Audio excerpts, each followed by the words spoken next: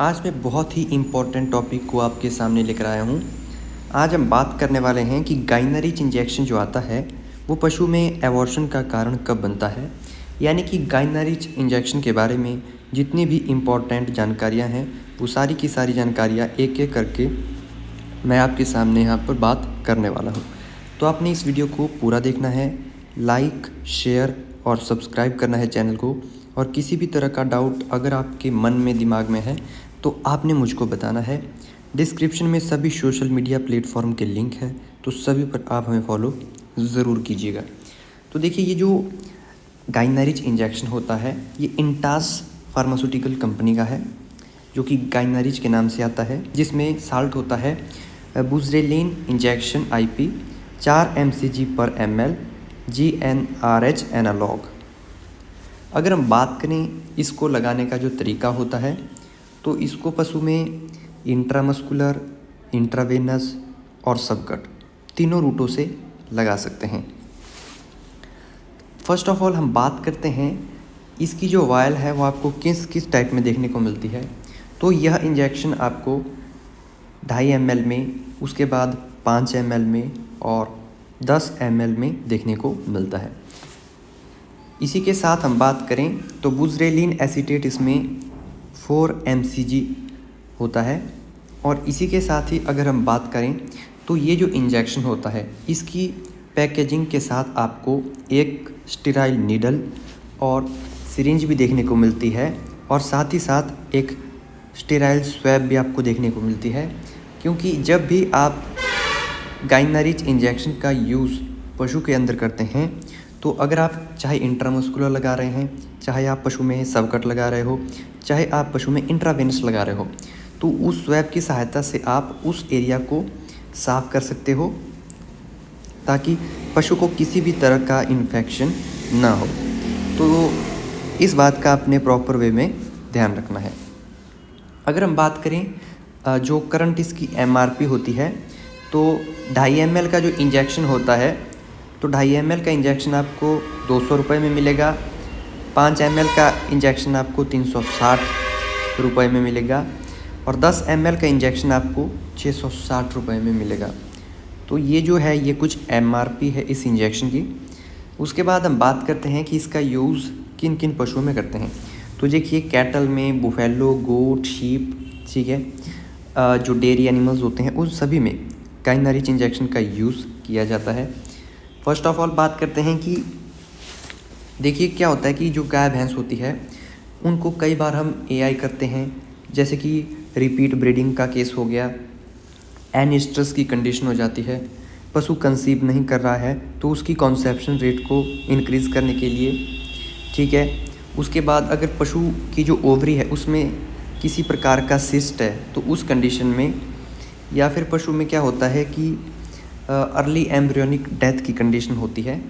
तो ये कुछ एक विशेष यानी कि इम्पॉर्टेंट कंडीशंस होती हैं जिसका कि पशु में उपयोग किया जाता है गाइनरिच इंजेक्शन का।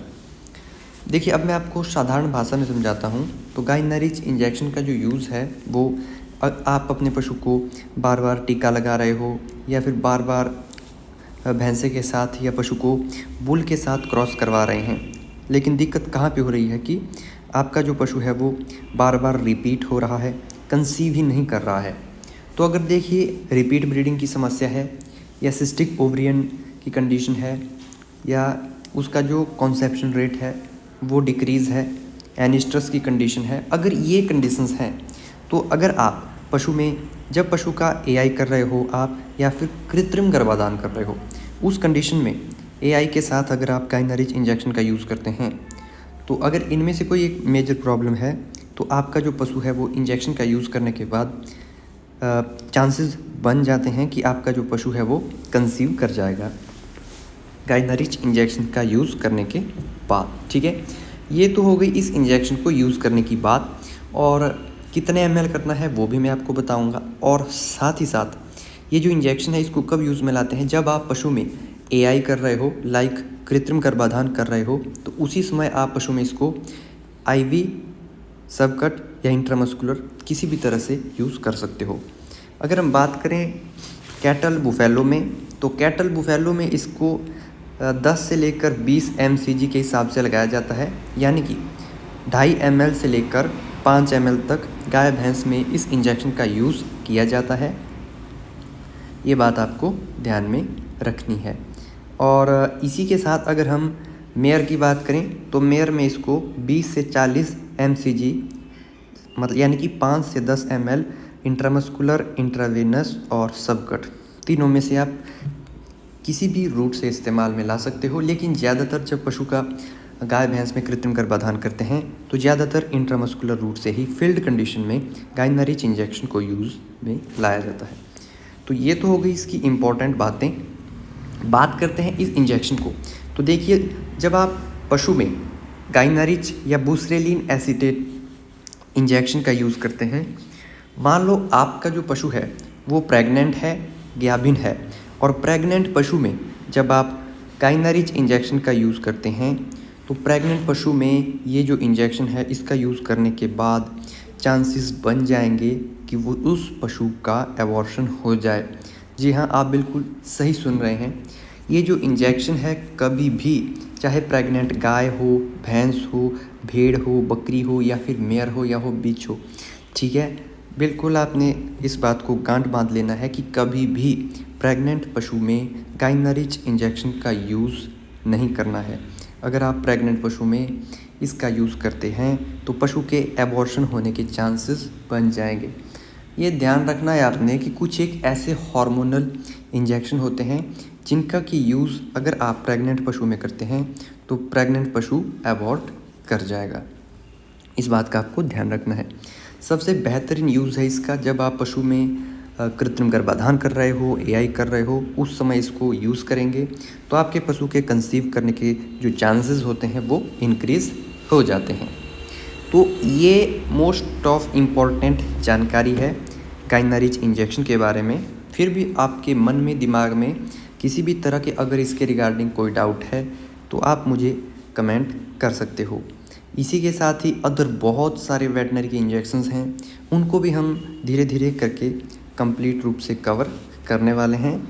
तो मेरा आपसे अनुरोध है कि यह वीडियो सिर्फ जो वेटनरी के स्टूडेंट्स हैं, वेटनरी के रिगार्डिंग काम करते हैं, रजिस्टर्ड हैं, यह वीडियो सिर्फ उन्हीं लोगों के लिए है। इसी के साथ ही अगर कोई फार्मर घर में वीडियो को देखकर इस तरह की दवाओं का यूज़ करता है और आपके पशु को कुछ भी साइड इफ़ेक्ट या इस तरह की कंडीशन होती है तो इसके लिए आप स्वयं जिम्मेवार होंगे। ये चैनल है हमारा हिमाचल वेट फार्मासिस्ट, ये किसी भी टाइप से जिम्मेवार नहीं है। वीडियो बनाने का उद्देश्य आपको सिर्फ नॉलेज प्रदान करना है। मेरी रिक्वेस्ट है कि आप ऐसा कुछ भी घर में ट्राई करने की कोशिश बिल्कुल भी मत कीजिएगा। वीडियो नॉलेजेबल लगी हो तो इस वीडियो को आपने लाइक करना है, चैनल को सब्सक्राइब करना है और अन्य प्रैक्टिशनर भाइयों के साथ शेयर करना है। धन्यवाद।